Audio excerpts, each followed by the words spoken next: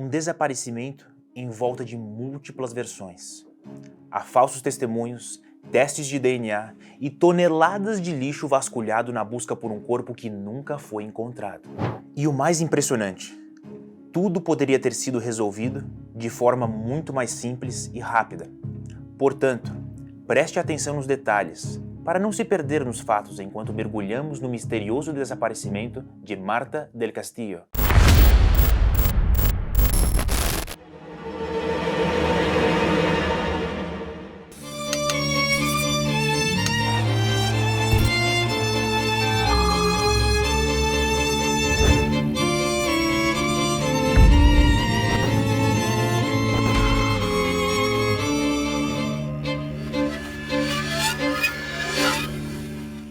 Nossa história começa no dia 24 de janeiro de 2009.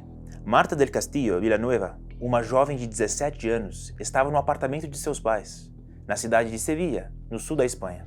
No apartamento de seus pais, Marta estava conversando com uma amiga pela internet. Entre trocas de mensagens, Marta interrompeu a conversa, dizendo que Miguel, um rapaz que ela estava iniciando uma relação, a esperava na entrada do prédio onde morava.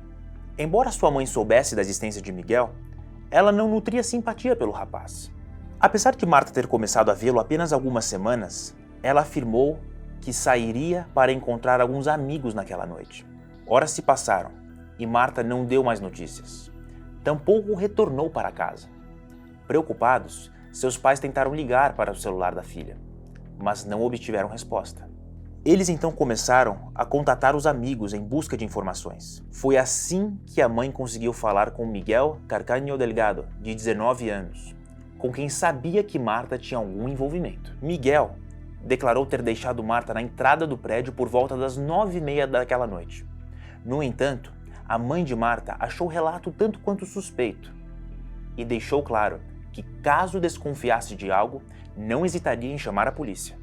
Sem qualquer sinal de Marta, os pais, junto de alguns amigos, fizeram buscas nas proximidades. Sem resposta, os pais registraram o desaparecimento às 2h da manhã. Enquanto isso, Miguel, que havia afirmado tê-la deixado em casa, fez algo no mínimo questionável. Mudou-se para viver com a família de sua ex-namorada, uma menina de 14 anos chamada Rocio. E como descobriram essa mudança repentina?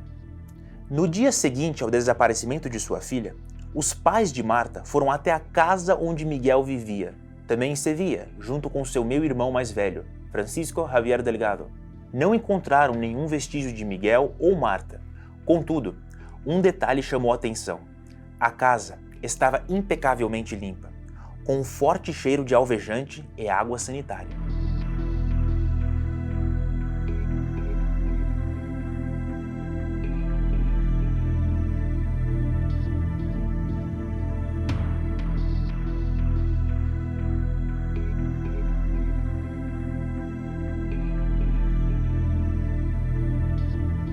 A investigação ficou a cargo da Polícia Nacional especializada em casos envolvendo crianças e adolescentes.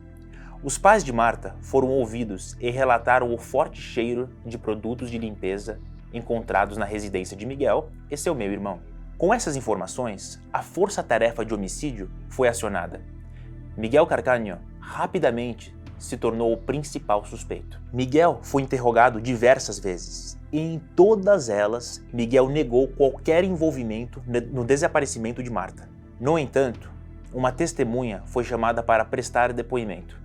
Rocio, a ex-namorada de Miguel, de apenas 14 anos de idade, com quem ele havia se mudado após o desaparecimento. Rocio revelou que no dia em que Miguel a procurou, ela notou manchas de sangue nas calças e na jaqueta dele. Com essa informação, a polícia realizou um teste de luminol na casa onde Miguel e Francisco moravam. O resultado apontou uma grande mancha de sangue encontrada no chão do quarto. Diante dessas novas evidências, Miguel foi convocado novamente para interrogatório. Agora, em 14 de fevereiro de 2009. Dessa vez, os policiais adotaram uma abordagem diferente. Apresentaram todas as provas reunidas, incluindo o depoimento de Rocio. A pressão foi tão grande que Miguel desmaiou durante o interrogatório. Quando recuperou a consciência, confessou o assassinato de Marta. Segundo Miguel, o crime ocorreu durante uma discussão acalorada. Marta teria confrontado Miguel sobre o fato de ele ainda manter contato com Rocio. Em um acesso de raiva, ele a atingiu na cabeça com um cinzeiro, causando sua morte imediata. O objeto jamais foi recuperado. Miguel também revelou que contou com a ajuda de um cúmplice, Samuel Benítez Pérez, que teria sido chamado por ele por meio de um telefone público próximo à sua casa. Miguel afirmou ter levado o corpo de Marta para Camas, um pequeno município na província de Sevilla, que era o mesmo local onde Rocio morava e o mesmo local onde Miguel se refugiou após o desaparecimento ser noticiado. A polícia começou, então, a aprofundar as investigações para compreender as motivações do crime e localizar o corpo de Marta, que Miguel afirmou ter levado a outro local posteriormente. No dia 16 de fevereiro, a polícia prendeu Miguel Carcaño e Samuel Benítez, acusados de envolvimento no assassinato e ocultação de cadáver. Francisco Javier, o meio-irmão de Miguel, também foi preso, assim como um quarto jovem que estaria na casa, Francisco García Marín, apelidado de El Cuco. Para evitar confusões entre os dois Franciscos, usaremos o apelido El Cuco ao nos referirmos a este último.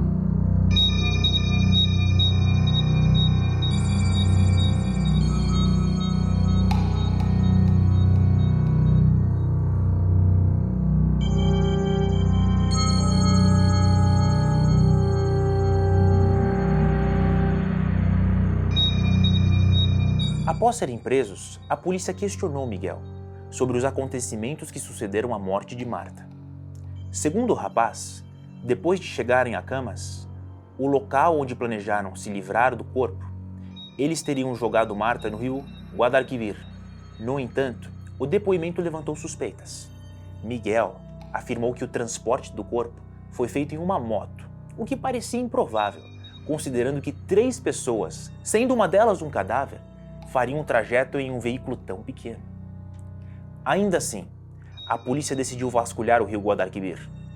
O esforço mobilizou uma operação de grande porte, envolvendo 22 barcos, 3 jet skis, 2 helicópteros, 13 cães farejadores, além de um sonar especializado em localizar corpos submersos. O engenheiro naval também se ofereceu como voluntário, disponibilizando um equipamento capaz de remover lama do fundo do rio, para auxiliar nas buscas. Para testar a viabilidade das declarações de Miguel, os técnicos forenses usaram corpos de porcos mortos pesando aproximadamente 50 quilos cada, simulando o peso de Marta. Os animais foram lançados no rio para observar o trajeto que um corpo poderia seguir na correnteza. Durante os testes, todos os corpos voltaram para a superfície e pararam em um mesmo ponto na margem do rio. O fato de nenhum vestígio de Marta ter sido encontrado aumentou ainda mais as dúvidas dos investigadores.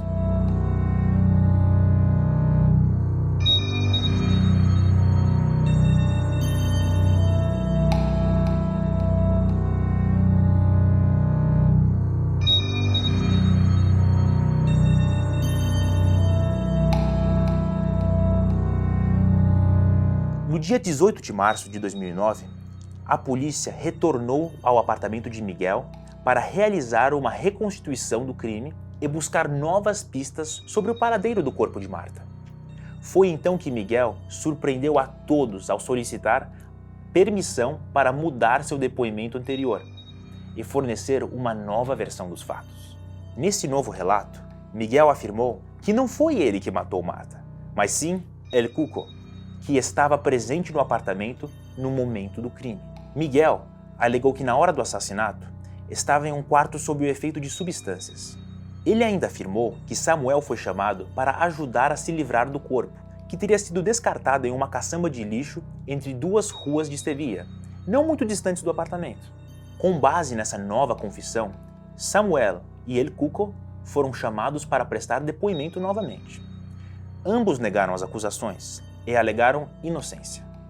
Os advogados de defesa criticaram o trabalho da polícia, afirmando que era evidente que Miguel estava mentindo, para tentar minimizar a sua responsabilidade e pena.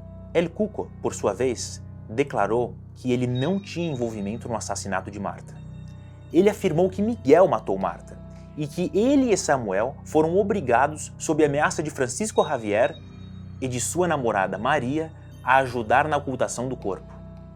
Enquanto isso, Francisco e Maria teriam ficado na casa para limpar os vestígios do crime. Apesar das contradições, a polícia decidiu dar credibilidade à segunda versão de Miguel. Como resultado, as buscas no rio Guadalquivir foram interrompidas e redirecionadas para um novo local, o aterro sanitário Monte Marta Cónica, onde o lixo de Sevilla era processado.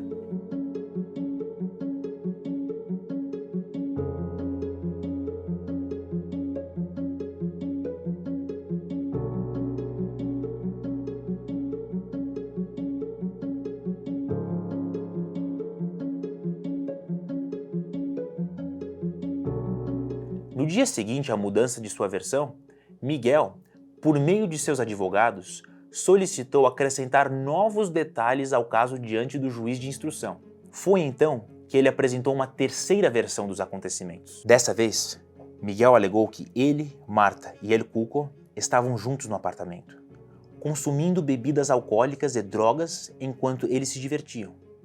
Em determinado momento, os dois rapazes tentaram forçar relações sexuais com Marta, que resistiu e recusou. Diante da recusa, Miguel afirmou que os dois passaram a agredi-la com uma faca, amarraram-a e amordaçaram a jovem. Logo em seguida, os dois abusaram sexualmente da garota. Temendo que Marta denunciasse o ocorrido às autoridades, os dois decidiram estrangulá-la até a morte. O corpo, segundo Miguel, foi removido do apartamento com a ajuda de uma cadeira de rodas pertencente à mãe dele e descartado em uma caçamba de lixo em uma rua de Sevilla. A polícia encontrou a faca que teria sido usada para agredir Marta e identificou as digitais de Miguel e El Cuco na cadeira de rodas mencionada. Com esses novos detalhes e mais evidências, os investigadores começaram a acreditar que Miguel estava finalmente dizendo a verdade.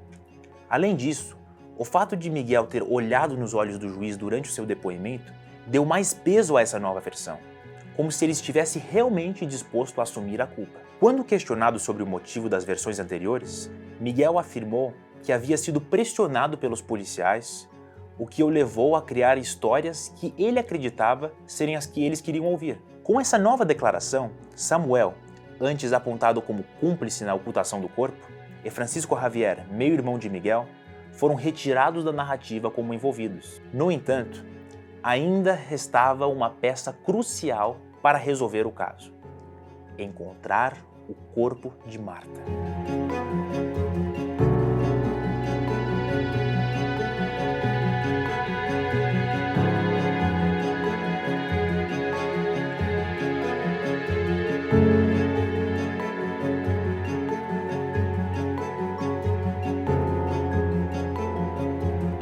Desde o desaparecimento de Marta até a confissão mais recente de Miguel, haviam se passado quase 2 meses. Durante esse período, os investigadores calcularam que cerca de 60 mil toneladas de lixo haviam sido enviadas ao aterro sanitário de Monte Marta Cónica, tornando a busca pelo corpo quase impossível. Mesmo assim, equipes de policiais e funcionários dedicaram 32 dias vasculhando o local, mas sem sucesso. Além disso, análises realizadas na caçamba de lixo onde Miguel afirmou ter descartado o corpo de Marta não revelaram nenhum vestígio de DNA humano. Os investigadores também examinaram outras lixeiras que Miguel mencionou, mas novamente não encontraram qualquer evidência que confirmasse a sua história. Esses resultados fizeram a polícia acreditar que Miguel havia mentido novamente. Desta vez, os investigadores especularam que ele havia inventado a narrativa do estupro para garantir um julgamento de bancada em vez de um julgamento por júri, uma estratégia que poderia reduzir a sua pena. Com as contradições de Miguel e a falta de provas concretas, o caso permanecia sem solução. O corpo de Marta continuava desaparecido e a verdade sobre o que realmente aconteceu naquela noite ainda parecia muito distante.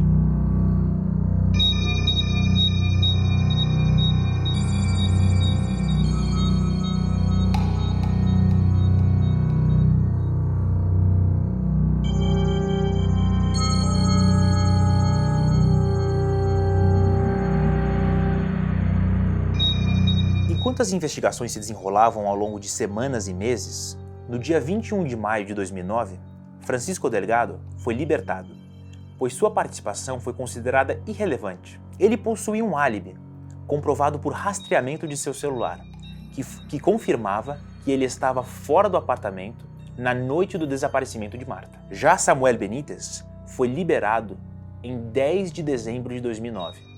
Seus advogados haviam solicitado a sua liberação por habeas corpus em outras 2 ocasiões, mas os pedidos foram negados devido à gravidade das acusações contra ele, principalmente a de ocultação de cadáver, além do receio de que ele pudesse adulterar as provas nesse período. El Cuco foi colocado em um centro de detenção juvenil, onde permaneceu pelo período máximo legal de 9 meses. Após esse tempo, foi transferido para uma casa supervisionada. Durante as investigações, El Cuco fez uma confissão em que ele revelou Samuel e Miguel haviam utilizado o carro de sua mãe, um Volkswagen Polo, para transportar o corpo de Marta para o rio Guadalquivir. Embora o carro tenha sido lavado, a polícia realizou testes de luminol e encontrou vestígios de sangue no interior do veículo. No entanto, não foi possível extrair DNA desses vestígios. O DNA encontrado no carro correspondia a um homem e uma mulher, mas nenhum dos perfis coincidiu com os envolvidos no caso. Presumiu-se que os vestígios eram de sua mãe e seu namorado, mas eles se recusaram a fornecer suas amostras de DNA para a polícia, alegando serem apenas proprietários do carro. Isso levantou suspeitas por parte da polícia, que alguns dias depois descobriu 2 carros abandonados desde agosto, que estavam com pneus furados, sem placas e ambos pertencentes ao casal. Um dos carros foi sucateado antes que as autoridades pudessem realizar os testes, mas no outro carro, as amostras coletadas não apontaram para o material genético de Marta. No entanto, a atitude do casal de ocultar tais informações da polícia parecia indicar que algo estava sendo escondido. Nada fazia muito sentido naquele caso, já que todos os envolvidos e suspeitos pareciam ter algo a esconder, mentindo ou emitindo informações cruciais.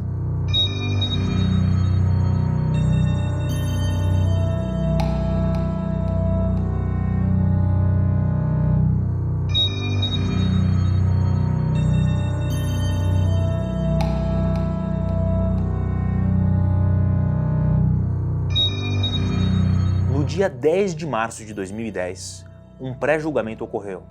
Rocio, a jovem de 14 anos, foi ouvida por 1h30 como testemunha, já que seu nome não estava ligado a nenhuma acusação. Segundo a investigação, ela estaria sendo manipulada por Miguel.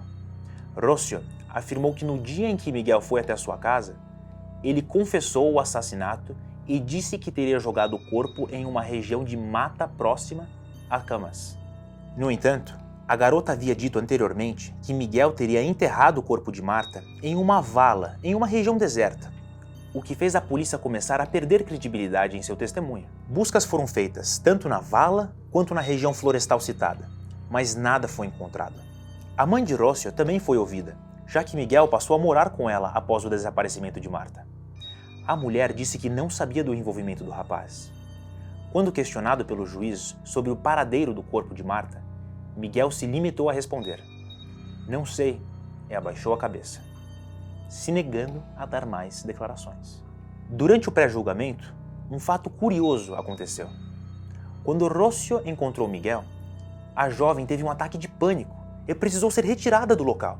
A mãe de El Cuco também foi ouvida, e ela defendeu seu filho, alegando que ele não tinha acesso ao carro, pois a única chave do veículo era sua e ela carregava consigo mesma.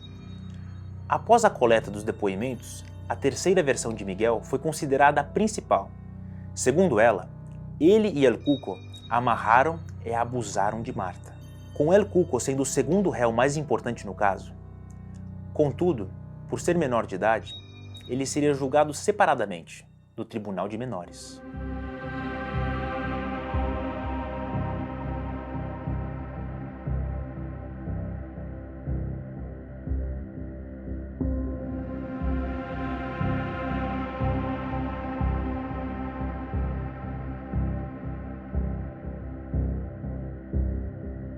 O primeiro julgamento aconteceu no dia 12 de abril de 2010. Miguel foi acusado de crimes de violação, homicídio crime contra a integridade moral e profanação de cadáver. Samuel Benítez, Francisco Delgado e Maria, namorada de Francisco, foram acusados de ocultação de cadáver, profanação de cadáver e crimes contra a integridade moral. Francisco ainda recebeu um agravante por ameaças. A acusação pediu 52 anos para Miguel, 8 para Francisco Delgado e 5 para Samuel Benítez, além de compensação financeira à família de Marta e o pagamento dos custos da busca pelo corpo. Miguel Carcaño só foi testemunhar perante o tribunal no dia 1º de fevereiro de 2011. E adivinhe, ele mudou novamente a sua versão dos fatos. Segundo Miguel, Marta não foi abusada. Ele a matou sozinho, com um cinzeiro, e permaneceu no apartamento para limpar a cena do crime enquanto Samuel e El Cuco se desfaziam do corpo no rio Guadalquivir. Depois, em um outro depoimento, ocorrido em outubro, ele acrescentou que havia acusado falsamente El Cuco por vingança, pois o jovem teria dito que o meio-irmão de Miguel, Francisco, havia participado do crime, o que era mentira. Francisco Delgado, quando ouvido, alegou nunca ter visto Marta. Segundo ele, quando chegou em casa, a porta do quarto de seu irmão estava fechada e ele foi para um pub trabalhar enquanto Maria, sua namorada, ficou dentro do apartamento. Maria, por sua vez, afirmou que também não conhecia Marta e que ao chegar no apartamento, por volta das 11h50 daquela noite, a porta do quarto de Miguel estava fechada, então ela foi para o quarto de Francisco para estudar. Samuel Benítez, por sua vez, afirmou que nunca esteve no apartamento e que não teve nenhum envolvimento com o crime, e acabou confessando ter ajudado Miguel sob pressão da polícia. Rossio manteve a versão de que Miguel lhe confessou que matou Marta e se livrou do corpo, com mais 2, em uma área florestal de Camas.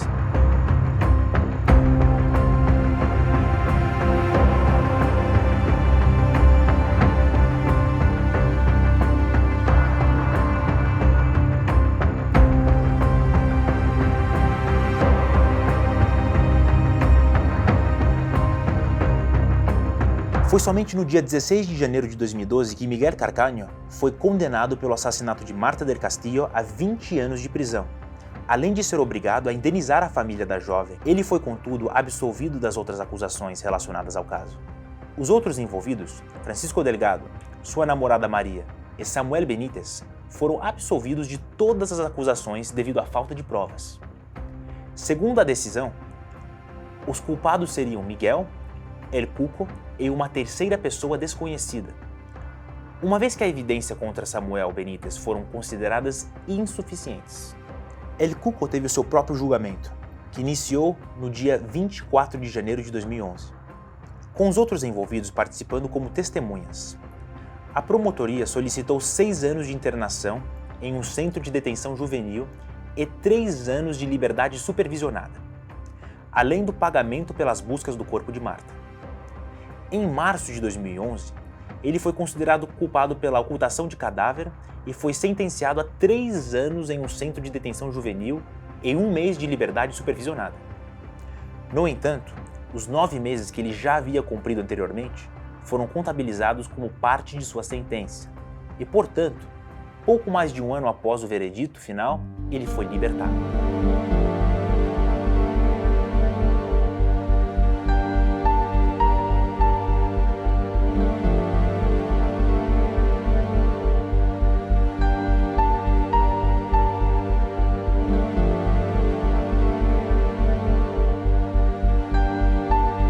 Sentenças dadas.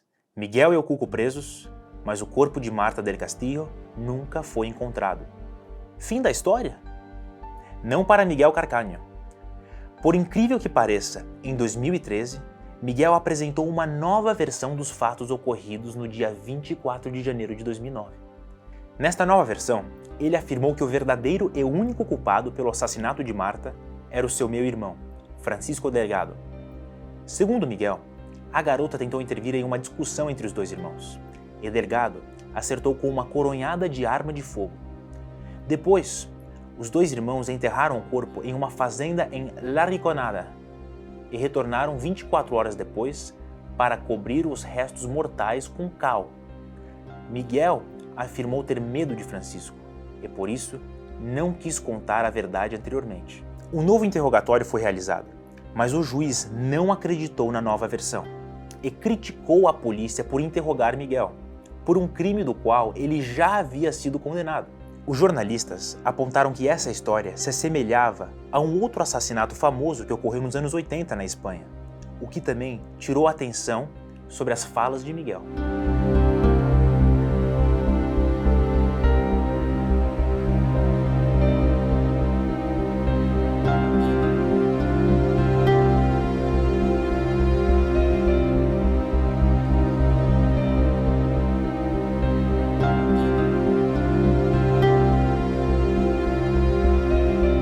O caso de Marta del Castillo deixou mais perguntas do que respostas. Mesmo após anos de investigações e reviravoltas nas versões dos suspeitos, o corpo de Marta nunca foi encontrado, o que manteve a angústia de sua família e o mistério em torno do que realmente aconteceu naquela noite. A condenação de Miguel Carcaño, embora tenha trazido uma sensação de justiça, não conseguiu fechar o ciclo de sofrimento e incerteza. Diante de tantas versões conflitantes, falsas confissões e provas que nunca se concretizaram, a pergunta persiste: o que realmente aconteceu com Marta? Será que um dia a verdade completa virá à tona? E até que ponto podemos confiar nas declarações desses envolvidos, cujas histórias mudam tantas vezes? A busca pela justiça não termina aqui. E a dor de Marta e sua família ainda ecoa em muitas dúvidas e mistérios que restaram. O que você acha? Alguma dessas versões é a verdadeira ou são todas histórias inventadas? Deixe nos comentários e nos vemos no próximo Investigação Criminal Internacional.